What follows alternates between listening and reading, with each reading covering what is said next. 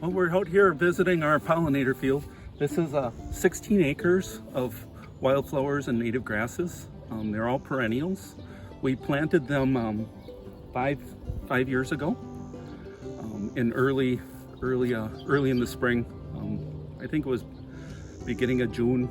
It was about when we planted it. We rented a drill from the DNR, and we actually no-tilled it into this field. This section over here was an old hayfield that we no-tilled into, and this section here was soybean stubble.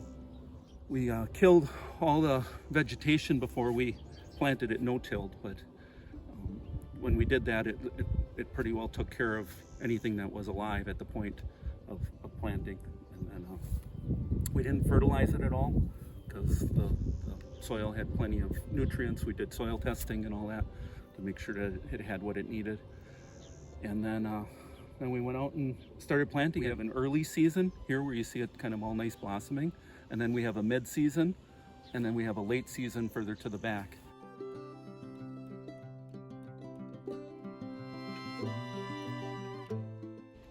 When we planted this, it really looked kind of a way different than this.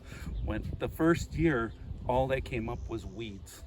It was just crazy weeds what we saw, and when they were blooming and blossoming and all that stuff. And then the NRCS came along and said that we could clip the weed seeds off.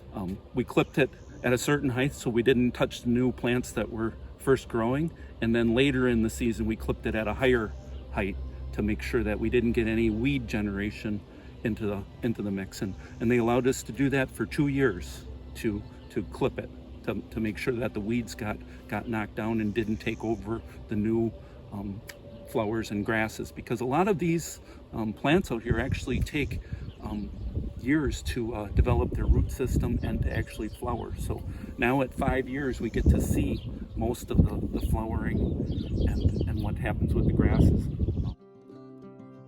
It's kind of amazing, you know, the number of flowers and wild grasses that are out here. I don't actually have a count on all of them that we planted, but the NRCS was very helpful in that. They gave us a list of species that we could plant, and they gave us suggestions. Because this is all sand, the ground, certain flowers will not grow on it.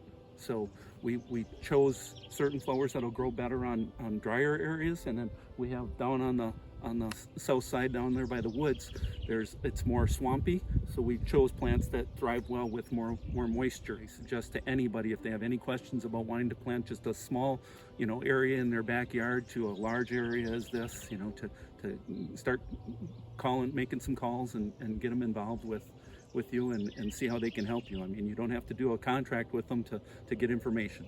So you can just help out the pollinators and the world, you know, by creating things of such vast beauty in nature.